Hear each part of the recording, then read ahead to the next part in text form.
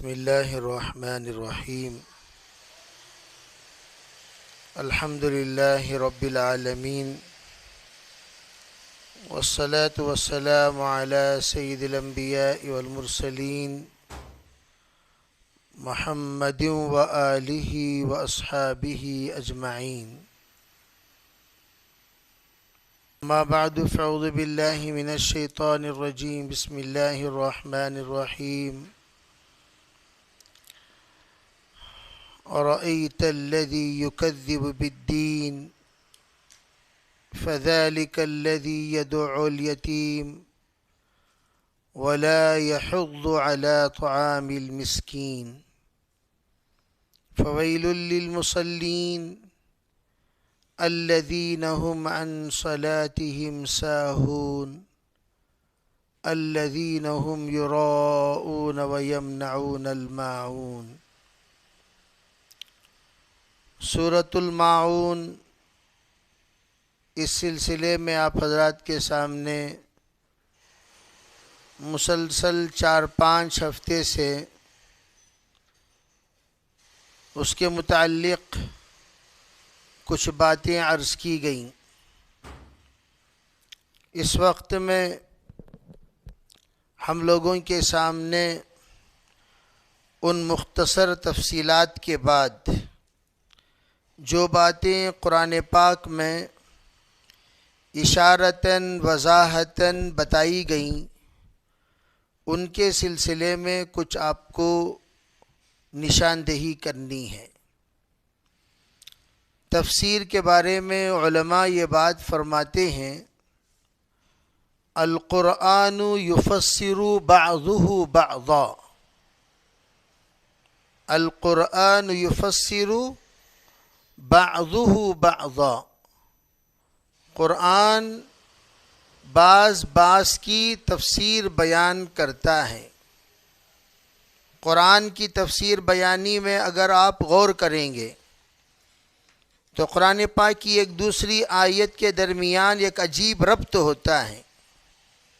جیسے مثال کے طور پر آپ کے سامنے چند باتیں عرض کروں، یہاں یتیم کے بارے میں ذکر آیا تو قرآن پاک میں جہاں سورۃ الضحیٰ ہے وہاں یتیم کے سلسلے میں کچھ اہم باتوں کا انکشاف کیا گیا۔ اللہ جل جلالہ امن والہ نے جناب رسول اللہ صلی اللہ علیہ وسلم کو مخاطب کرتے ہوئے یہ بات کہی کہ وَوَجَدَكَ ضَالًّا فَهَدَى وَوَجَدَكَ عَائِلًا فَأَغْنَى، اور اس سے پہلے أَلَمْ يَجِدْكَ يَتِيمًا فَآوَى۔ اللہ تعالیٰ فرماتے ہیں کیا ہم نے آپ کو یتیم نہیں پایا؟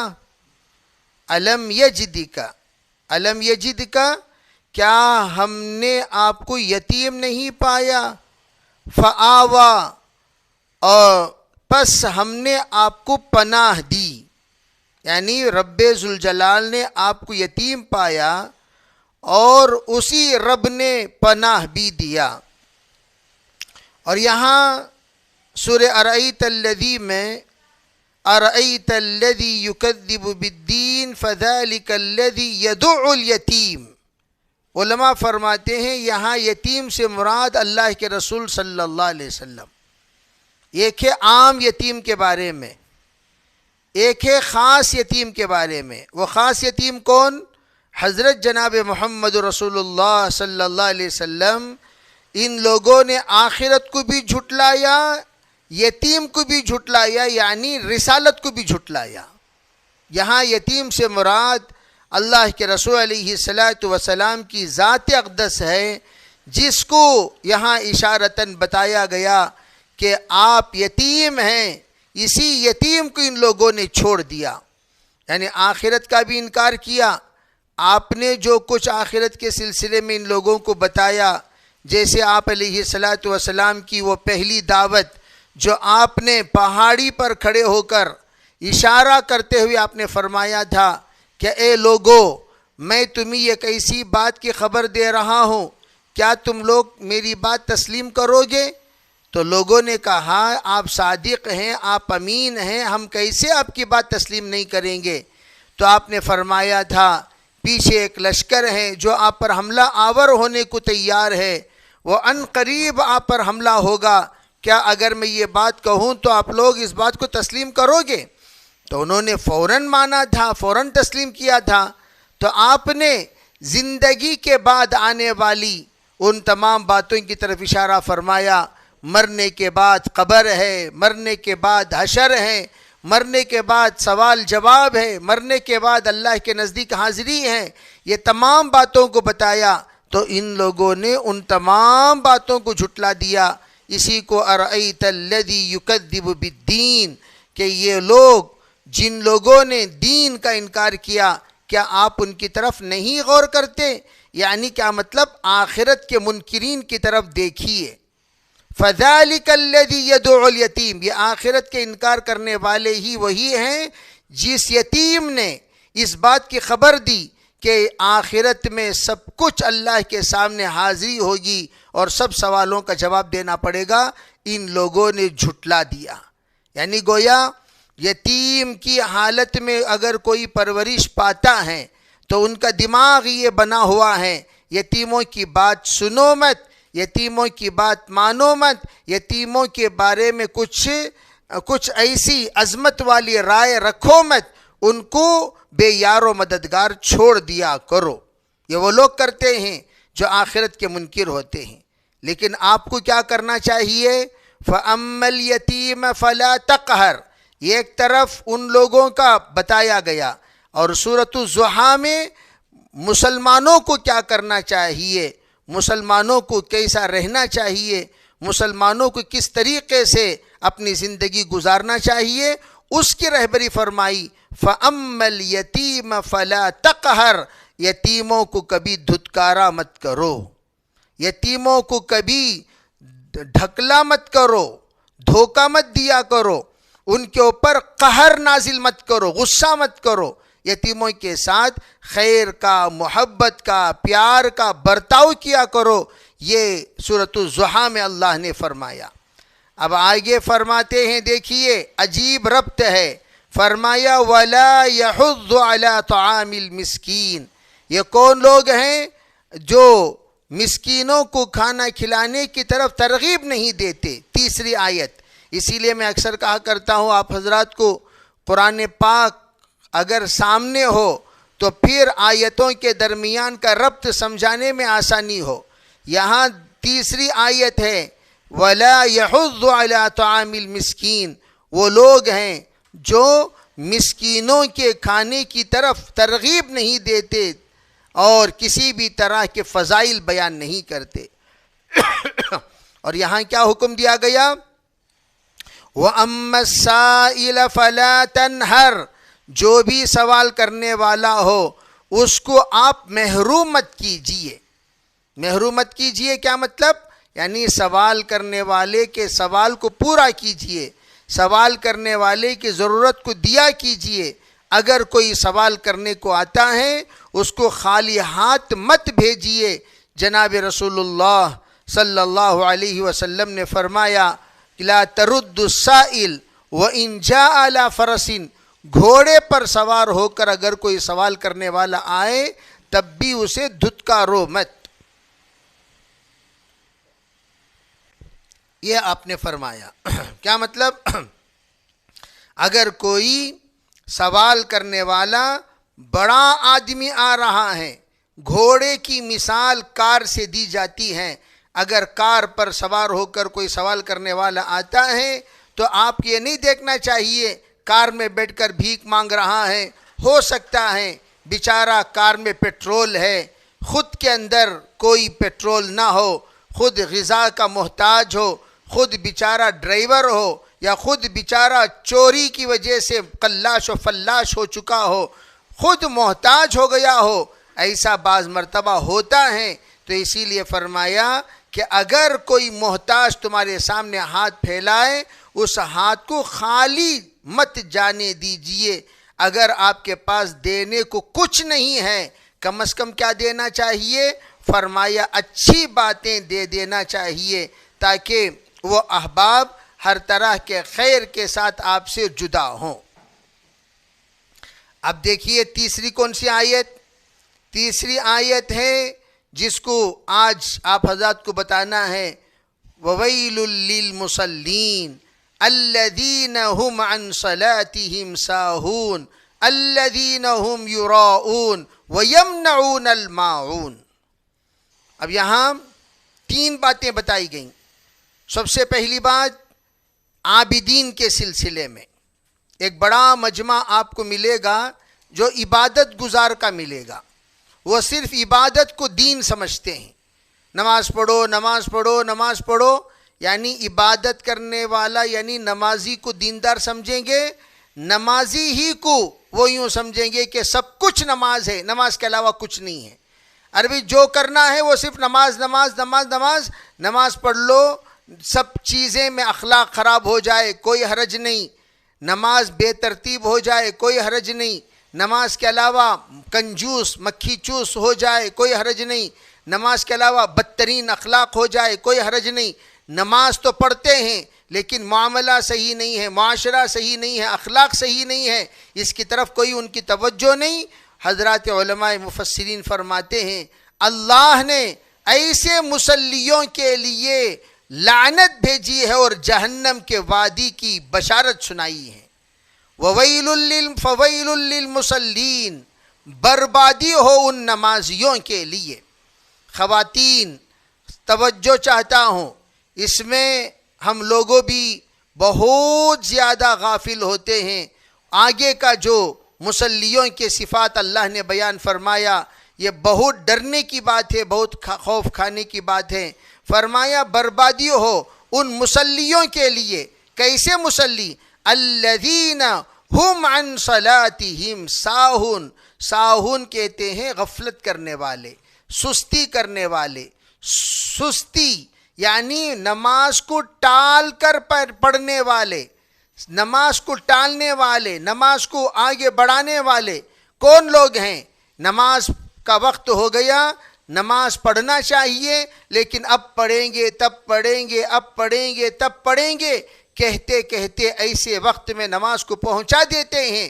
جناب محمد رسول اللہ صلی اللہ علیہ وسلم نے فرمایا اگر کوئی عصر کی نماز تاخیر کر کے پڑھتا ہے وہ اس وقت میں پہنچ جاتا ہے جس وقت میں شیطان کی دو سنگیں نکل جاتی ہیں۔ کیا مطلب؟ شیطان کی عبادت کا وقت، شیطان کے سنگ نکل گئے، کیا مطلب کیا؟ یعنی شیطان عروج پر آنے کا وقت، شیطان شباب پر آنے کا وقت، شیطان اپنے عروج پر، اپنے فخر پر، اپنے تکبر پر آنے کا وقت۔ جیسے کہ ہم لوگ کہتے ہیں عموماً اپنی زبان میں کیا بھئی اس کے تو سنگان نکل گئے، بھئی سنگان نکل گئے کا مطلب کیا؟ یعنی بہت بول رہا ہے، بہت اڑ رہا ہے، متکبر ہو گیا۔ متکبر ہو گئے کو ذرا انانیت تکبر والی بات اگر کوئی کہتا ہے تو سنگ نکلنے کی مثال دیتے ہیں۔ تو حدیث پاک میں بھی یہی لفظ استعمال ہوا، یسجد بین قرنئی الشیطان، وہ سجدہ کرتا ہے شیطان کے دو سنگوں کے درمیان۔ کیا مطلب؟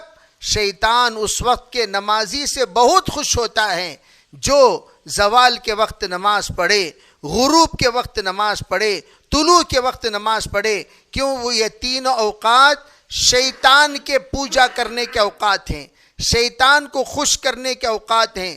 جو شیطان کی پرستش کرنے والے ہوتے ہیں وہ ان تین اوقات میں پرستش کرتے ہیں۔ جیسے سوریہ پوجا کرنے والے، بلقیس کے اس جگہ کو جہاں پر بلقیس بھی یعبدون الشمس من دون اللہ، سورج کی پوجا کرنے والی عورت تھی۔ بلقیس اور اس کے پورا خاندان، پورا رعایا، وہ یہ سب کے سب سورج کے پجاری تھے، سورج کی پوجا کرتے تھے، آج بھی ہیں۔ سورج کے پجاری بہت سارے آپ کو ملیں گے کہ وہ سورج کی پوجا کرنے کی ایک معبد بنائے ہیں۔ معارب میں ایک معبد ہے جہاں پر سورج کی پوجا کرتے ہیں۔ اب وہاں کیا ہوا؟ سورج کی پوجا کرنے کے لیے بلقیس نے اس زمانے کی ٹیکنالوجی دیکھیے، سورج جہاں پر طلوع ہوتا ہے وہاں 365 سوراخ ہیں، سورج جہاں پر غروب ہوتا ہے وہاں 365 سوراخ ہیں، اور ان لوگوں کو علم تھا کہ جنوری کا پہلا کرن سورج کا کہاں پڑے گا، پہلی تاریخ کا، دوسری تاریخ کا، تیسری تاریخ کا، چوتھی تاریخ کا، یہ تمام تاریخوں کو ان لوگوں نے باقاعدہ نوٹ کر کے رکھا ہے۔ تو جس وقت سورج طلوع ہوتا تھا تو اسی تمام سوراخیں کھلے ہونے کے باوجود وہ ایسے انداز میں اس معبد کو، اس عبادت خانے کو بنایا ہے، ایک ہی سوراخ میں روشنی آئے گی، صرف ایک ہی سوراخ میں، حالانکہ پورے سوراخ کھلے ہوئے ہیں، اسی سوراخ میں روشنی آئے گی جس سوراخ میں جنوری کی پہلی تاریخ کی روشنی آتی ہے، دوسری تاریخ کی روشنی آتی ہے، تیسری تاریخ کی روشنی آتی ہے۔ اس جگہ پر باقاعدہ ان کی ملکہ کو بٹھا دیا جاتا تھا تاکہ آج کی روشنی، پہلی روشنی ہماری ملکہ پر پڑے، کسی اور پر نہ پڑے۔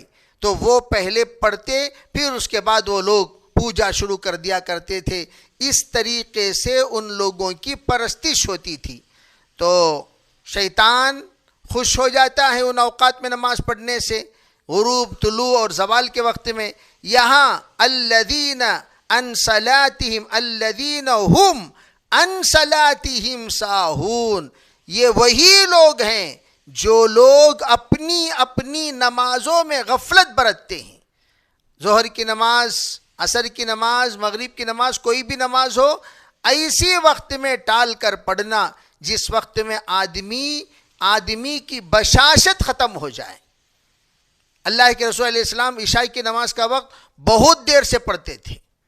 آپ علیہ السلام بہت دیر سے عشاء پڑھتے تھے، یعنی اس وقت پڑھتے تھے جس وقت میں عورتیں سو جاتی تھیں، بچے سو جاتے تھے، اور کسی کو بولنے کی ہمت نہیں ہوتی ہے۔ تو عمر آ کر کہتے تھے نامت النساء والصبیان یا رسول اللہ، نام یا رسول اللہ، عورتیں سو گئیں، بچے سو گئے، ہم جاگے ہوئے بیٹھے ہوئے ہیں۔ تو آپ علیہ السلام نے فضیلت بیان فرمایا کرتے تھے، اے عمر، اے صحابہ، تم بڑے خوش نصیب ہو، تم بڑے خوش نصیب ہو، تم بڑے خوش نصیب ہو۔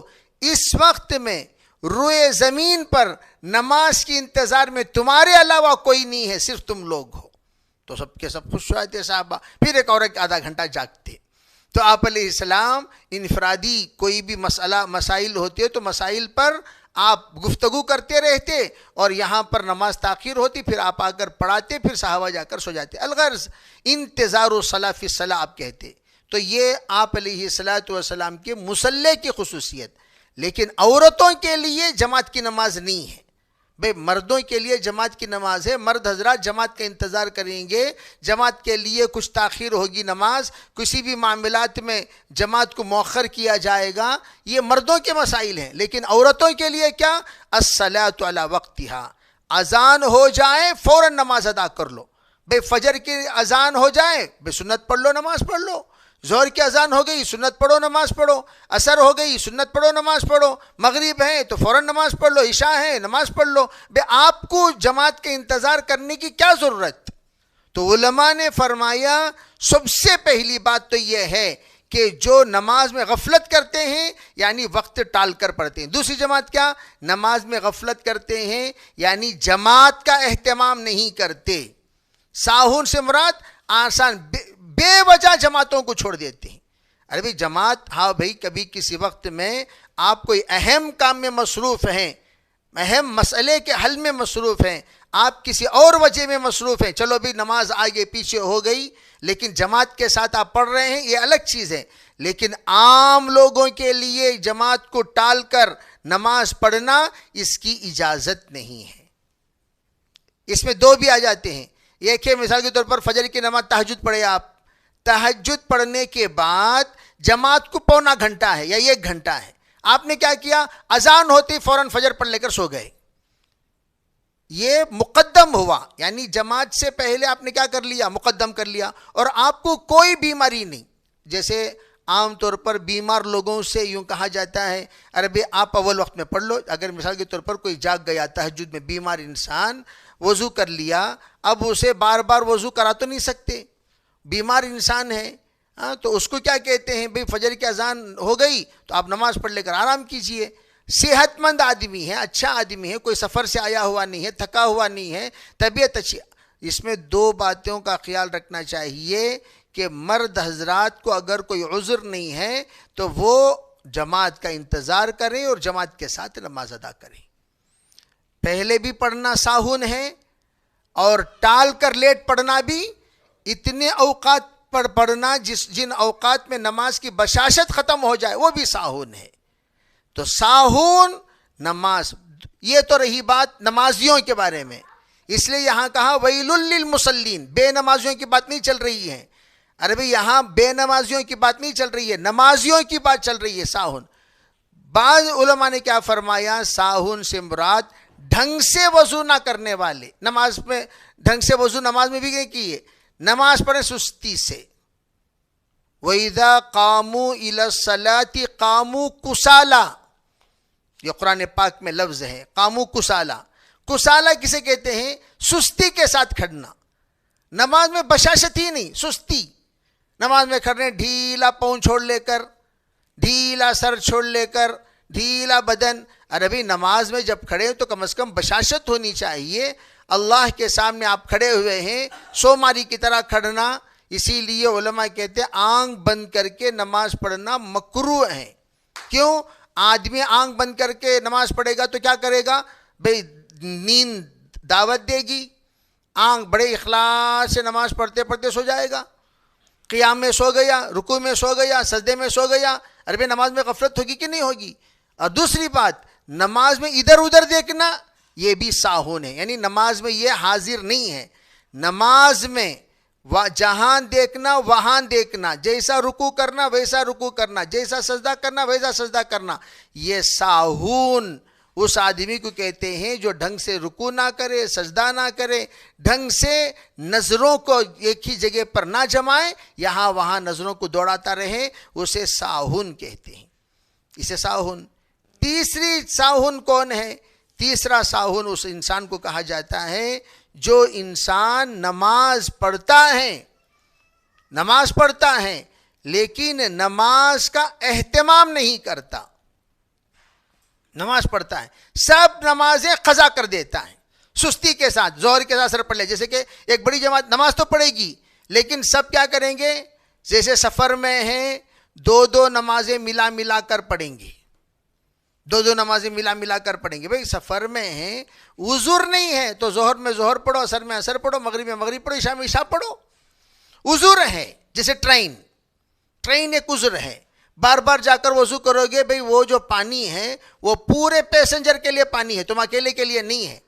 تم اگر 5 مرتبہ وضو کرتے رہو گے, اور بعض لوگوں کو وضو میں 3 بکٹ پانی چاہیے, کرتے ہیں پوری ٹانکی خالی کر دیتے ہیں. اب ایسے نمازیوں سے تمام پیسنجرز کو تکلیف ہوتی ہے.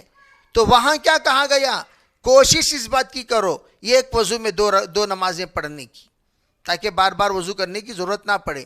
عصر ظہر ملا کر پڑھ لو, یا عصر مغرب ملا کر پڑھ لو.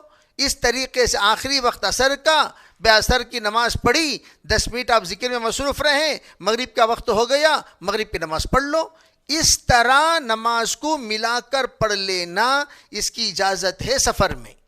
لیکن حضر میں, جیسے شیعہ کے یہاں 3 ہی اذان ہیں, 3 ہی نمازیں ہیں.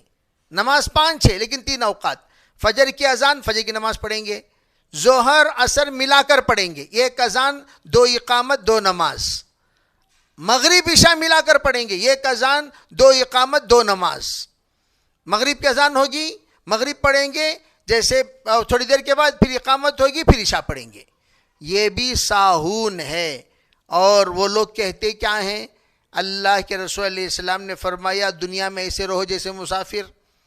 تو وہ لوگ کہتے ہیں کہ دنیا ہمارے لیے مسافر خانہ ہے, تو ہم دنیا بھر میں جب تک رہیں گے تب تک سفر کی نماز پڑھتے رہیں گے, 2 نمازوں ملا کر پڑھتے رہیں گے.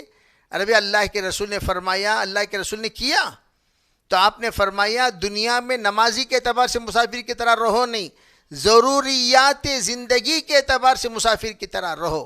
جیسے مسافر کے پاس مختصر ضروریات زندگی ہوتی ہے ویسے رہو. یہ ایسا نہیں کہا گیا کہ تم آ کر نماز میں مسافر کی طرح بن جاؤ، نہیں. تو کیا کرتے؟ دوسری، یہ تو رہی بات ساہن کی. دوسری صفت کیا بتایا مصلیوں کی؟ الذین ہم یراؤن، وہ نماز میں ریاکاری کرتے ہیں. نماز میں ریاکاری کرتے ہیں کیا مطلب؟ بے ریا تو یہ کیوں؟ ایک تو یہ دکھلاوا. علماء نے عجیب بات فرمائی، جماعت کی نماز میں دکھلاوا نہیں ہے. جماعت کی نماز میں دکھلاوا ہی نہیں ہے. نماز میں جماعت کے ساتھ بھائی تو بھی نماز پڑھنے آئے، یہ بھی نماز پڑھنے آئے، یہ بھی نماز پڑھنے، یہ بھی کیا کمال کیا تو؟ ارے تیرا کیا کمال؟ تو دکھلاوے کو ختم کرنے ہی کے لیے جماعت کے ساتھ نماز ہے. جماعت کی نماز اجتماعی امور میں نظریں بٹ جاتی ہیں، نظریں ادھر ادھر ہو جاتی ہیں، وہ دکھلاوے کی نماز نہیں ہوتی. پہلی بات. یعنی کیا مطلب؟ یراؤن سے مراد انفرادی نماز پڑھنے والا، یہ دکھلاوا ہے. دکھلاوا کیا مطلب؟ الگ نماز پڑھ رہا ہے. بھئی تو جماعت میں چلا گیا کوئی بات نہیں، پورے مجمع یہاں بیٹھا ہوا ہے. ایک تو یہ ہے کہ بھئی مجمع کے ساتھ مل کر آپ الگ سے سب کے ساتھ مل کر نماز پڑھ لو، یہ جماعت کی نماز ہوئی. آپ کیا کہہ رہے ہیں؟ بھئی 8 بجے بج گئے نا بھئی، اب جماعت یہاں بیٹھ کر گفتگو کر رہی ہے، یہ وضو کر رہا ہے، الگ نماز پڑھ رہا ہے. یہ یراؤن ہے. یہ بتانا یہ چاہتا ہے تم لوگ نمازوں کے فکر مند نہیں ہو، میں اکیلا فکر مند ہوں. ارے عقل مند انسان جب جماعت یہاں پر جڑی ہوئی ہے، تھوڑی دیر کے بعد جماعت کھڑنے والی ہے اور جماعت کے ساتھ نماز پڑھنے کا ثواب زیادہ ہے، اور تم انفرادی جا کر نماز کیسے ادا کر رہے ہو؟ یہ یراؤن. دوسری بات، ریاکاری کرنا نماز میں. نماز میں ریاکاری، یہ تو مطلقاً ایک بات ہے جو ریاکاری کرنے کے سلسلے میں تشریح کرنے کی ضرورت نہیں ہے، دکھلاوے کے لیے نماز پڑھنا. تیسری چیز کہ میں نمازی ہوں، جیسے بعض لوگ پیشانی پر نشانی لگانے کے لیے مختلف قسم کی حرکتیں سجدے میں کرتے ہیں، عجیب عجیب حرکتیں کرتے ہیں، یہ دکھانے کے لیے کہ ہم بہت بڑے نمازی ہیں. یراؤن، دکھانا چاہتے ہیں. کیوں؟ ایک ہے اللہ تعالیٰ کے یہاں نمازیوں کی نشانی مطلوب نہیں ہے، نماز مطلوب ہے. سیماہم فی وجوہہم من اثر السجود، یہاں جو اثر السجود جو بتایا گیا، آلریڈی بندہ جب سجدہ کرے گا وہ سجدے کی روشنی اللہ کے سامنے قیامت کے دن ایسے روشن ہو کر نظر آئے گی، دیکھنے والے پہچان لیں گے یہ نمازی ہے. روشنی کے لیے ٹیوب لائٹ لگانا ضروری نہیں ہے بھئی، ضروری نہیں کہ آنکھوں پر کیا لگا لیں، نشانی لگا لیں. نشانی لگائیں گے تو ہم لوگ قیامت کے دن پہچان جائیں گے. تو وہ پہچان لگوانا نعوذ باللہ اگر نشانی کے خاطر یراؤن ہے تو وہ اس پر لعنت ہے، وہ اس پر اللہ کے یہاں سے ثواب نہیں دیا جائے گا. تیسری چیز، بعض لوگوں نے کیا فرمایا، تہجد میں جب اٹھتے ہو تو سائلنٹ اٹھنا، سائلنٹ نماز پڑھنا. تہجد میں اٹھ رہے ہو، گھر میں ہنگامہ، لوٹا اٹھا کر پھینک دیے، اڑ گئے، کیا قصہ، کدھر کیا ہنگامہ چلا، نہیں ماموں تہجد پڑھ رہی، حاجی صاحب تہجد پڑھ رہی، بابا تہجد پڑھ رہی، ٹھیک ہے تہجد پڑھ رہی. بھئی یہ زلزلہ کہیں کو، تہجد پڑھ رہے ہیں، اٹھو، ضروریات سے فارغ ہو جاؤ، وضو کرو، نماز پڑھو. ہنگامہ کیا مطلب؟ تہجد کا جو ذکر ہوتا ہے، دیکھو ذکر جہری ہمارے اکابر جماعت کے ساتھ اجازت دیتے ہیں. جیسے ذکر جہری نماز میں، انفرادی نماز سری قرات ہوگی، انفرادی جو نمازیں ہوتی سری، اسی طرح انفرادی جو ذکر ہوتا ہے وہ سری ہوگا، اجتماعی جو ذکر ہوگا وہ جہری کر سکتے ہیں. جب سب کے سب جہری ہوں تو جہری کر سکتے ہیں. اجتماعی ذکر جہری ہے، انفرادی ذکر سری ہے. تو تہجد میں اگر کوئی ذکر کر رہے ہیں تو ہمارے تمام اسلاف اس بات کا اہتمام کرتے تھے کہ تہجد میں اٹھے، نماز پڑھے، ذکر کیا، یہ کسی کو پتہ نہ چلے سوائے اللہ کے. اس طرح ان کی مخفی نمازیں ہوتی تھی. یہاں تک کہ مسنون طریقہ یہ ہے، خود آپ علیہ السلام رات بھر جاگنے کے بعد جس وقت حضرت بلال فجر کی نماز کو بلانے آتے تھے، اللہ کے رسول لیٹے ہوئے رہتے تھے. حضور حالانکہ رات بھر نماز میں گزارے ہیں، اذان ہوئی فوراً سنت 2 رکعت پڑھ کر حضور فوراً لیٹ جایا کرتے تھے تاکہ بلال آئے تو آپ علیہ الصلاۃ والسلام کو لیٹے ہوئے پائے، اور حضور لیٹے رہتے. یہ سنت بھی ہے کہ، اور ہمارے اسلاف بھی تہجد پڑھنے کے بعد اذان ہوتی سنت کے بعد بستر پر لیٹے رہتے ہیں، تھوڑی دیر لیٹتے ہیں. یہ ان لوگوں کو لیٹنا مسنون ہے جو رات میں تہجد پڑھے ہوں. جو تہجد پڑھے نہیں لیٹنا سنت کے بعد.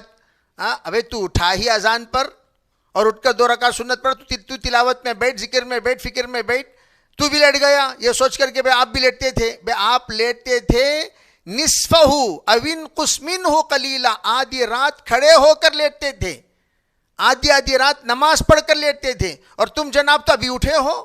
ابھی اٹھ کر سنت پڑھ کر دیکھیں گے غیر مقلدین کے مساجد میں کہ غیر مقلدین سنت پڑھ کر سب لیٹ جاتے ہیں سنت پڑھ کر، اور جب اقامت ہوتی ہے لیٹ کر اٹھ کر آتے ہیں سب، یہ سوچ کر کہ بھئی حضور لیٹتے تھے. حضور لیٹتے تھے، رات بھر کھڑے ہو کر لیٹتے تھے، یوں ہی نہیں، اسے کمر سیدھی کرنا کہتے ہیں. بھئی جس کی کمر سیدھی ہی رہی ہو اب تک بھی، اسے کیا سیدھی کرنا؟ جس کی کمر رکی ہوئی ہو، کھڑی ہوئی ہو، جھکی ہوئی ہو، اس کی کمر کو سیدھی کرنے کی ضرورت پڑتی ہے تھوڑی دیر کے لیے، اسے سسکنا کہتے ہیں. اور ان لوگوں کو یہ معلوم ہونی چاہیے کہ اس سنت میں یہ لوگ شامل نہیں ہیں. الغرض یہ وَوَيْلٌ لِّلْمُصَلِّينَ الَّذِينَ هُمْ عَنْ صَلَاتِهِمْ سَاهُونَ الَّذِينَ هُمْ يُرَاءُونَ. اور پھر آگے کا جملہ ہے وہ جملہ عجیب جملہ، وَيَمْنَعُونَ الْمَاعُونَ. معاون کہتے ہیں سستی چیزوں کو، سستی چیزیں. وَيَمْنَعُونَ الْمَاعُونَ معمولی چیزوں کو دینے سے انکار کرنے والے. یہ ہے جو میں نے کہا وَأَمَّا السَّائِلَ فَلَا تَنْهَرْ وَأَمَّا بِنِعْمَةِ رَبِّكَ فَحَدِّثْ. اللہ نے کیا کہا؟ جو سوال کرنے کو آئے اسے دھتکارو مت، محروم مت کرو. اور پھر کیا فرمایا؟ جو نعمتیں ہیں تمہارے پروردگار کے تم پر اسے ظاہر کرو. فحدث سے مراد اسے ظاہر کرو. اب دیکھیے وَيَمْنَعُونَ الْمَاعُونَ میں نمک، آگ، پانی، ان چیزوں کو علماء نے گنوایا ہے. وَيَمْنَعُونَ الْمَاعُونَ نمک، آگ اور پانی. اس زمانے میں آگ لینے کے لیے پڑوسی آتے تھے، اس لیے کہ بھئی چولہا جلانے کے لیے بہت بڑا کام کرنا پڑتا تھا. لیکن بعضو گھر سے اگر آگ لے کر چلے جاتے تو ان کا گھر میں چولہا جلانا آسان ہوتا، تو آگ لینے کے لیے آتے تھے. اور نمک تو معمولی چیز ہے بھی، آزو بازو عدل بدل، جیسے عام طور پر گھروں میں پکوان کے وقت میں چاہے وہ کتنا بڑا گھر کیوں نہ ہو، ذرا بازو گھر سے نمک لے آؤ، بعض مرتبہ کم ہو جاتا ہے، بے پانی لے آؤ، پانی کم ہو گیا تو پانی لے آؤ. تو ان باتوں کو بھی پانی دینے سے انکار کر دیا ہونے کے باوجود، نمک دینے سے انکار کر دیا ہونے کے باوجود، آگ دینے سے انکار کر دیا ہونے کے باوجود، ان کو اس وعید میں شامل کیا گیا. یہ لوگ یعنی منافقین، کفار کی علامت یہ ہے، بد اخلاق کی علامت یہ ہے، اور ایسے نمازی جن پر اللہ کی لعنت ہے اور اللہ کی ناراضگی ہے، وہ لوگ ہیں جو معمولی چیز دینے سے بھی انکار کر دیتے نہیں. حالانکہ اللہ کے رسول علیہ السلام نے یہ فرمایا کہ اگر تمہارے پاس کوئی بھی نعمت ہے اس نعمت کو ظاہر کرو. کیا مطلب؟ دیا کرو. ظاہر کرو کا مطلب پہن لے چمک لے پھرنا سنی. ظاہر کرو کا مطلب بھئی تم مالدار ہو، مال دو. اللہ نے جو کھانا دیا ہے کھانا دو، سالن ہے سالن دو، جو چیز ہے وہ دو. اس پر علماء کہتے ہیں انتہائی مکھی چوسوں کے اوپر یہاں وعید بیان کیا گیا. مکھی چوس، جیسے بعض لوگ ہوتے ہیں کنجوس کا سب سے اعلیٰ درجہ جو ہوتا ہے مکھی چوس. وہ مکھی چوس کیوں کہتے ہیں؟ بے مکھی گر گئی شہد میں، تو اس نے کیا کیا؟ اس مکھی کو اٹھایا اور یوں سوچا بھئی اس مکھی پر تو قیمتی شہد موجود ہے، اب وہ شہد کو کیوں ضائع کریں؟ تو اس نے مختلف اینگل میں اسے بوسہ دیا اور جو مکھی پر جو لگی ہوئی جو شہد ہے اس کو کھا لیا. اسے مکھی چوس کہتے ہیں. تو اس لیے لطیفے کے طور پر کہا جاتا ہے کہ 3 کنجوسوں کا آپس میں مسابقہ ہوا. تینوں نے کہا جناب ہم گھی لیتے ہیں اور گھی لے کر اس کو رکھ لیتے ہیں اپنے اپنے گھروں میں. کچھ دنوں کے بعد تینوں کنجوسوں کی آپس میں ملاقات ہوئی. اس لیے کہ بھئی کنجوس الجنس یمیل الی جنسی، بخیل کے ساتھ رہتا ہے. اب ایک نے پوچھا کنجوس نے، ارے بھائی ماشاءاللہ ہم نے گھی خریدی اور گھی خرید کر اپنے گھر لے گئے، کیا حال ہے گھی کا ذرا بتائیے. اسے کہنے لگا بھئی میں لے گیا اور اس میں ہم نے ایک کاڑی ڈالی. کاڑی جیسے سرمے کے لیے کاڑی لگاتے ہیں، عطر کے لیے کاڑی لگاتے ہیں، ویسے ہم نے گھی میں کاڑی لگائی. اور جب کھانا کا نمبر آتا ہے دسترخوان بچھنے کے بعد اس کاڑی کو گھی میں ڈال کر گھی نکالتا ہوں اور کھانے میں پورے دیگ میں اسے ایک مرتبہ گش کر دیتا ہوں اور پھر کاڑی ڈالتا ہوں سالن میں گش کرا دیتا ہوں. تو وہ گھی کا سالن، گھی کا چاول ہو گیا. تو اسے دوسرے نے کہا لا حول ولا قوہ، لا حول ولا قوہ، اللہ کی نعمت کو آپ نے ضائع کر دیا. اسے آپ کیا کرتے ہیں؟ ارے ہم کیا کرتے ہیں، ہم جب بھی کھانا رکھا جاتا ہے گھی کی شیشی کھولتے ہیں، ہم کہتے ہیں بھئی گھی سونگو اور ایک نوالا کھا لو، گھی سونگو اور ایک نوالا کھا لو، گھی سونگو اور ایک نوالا کھا لو.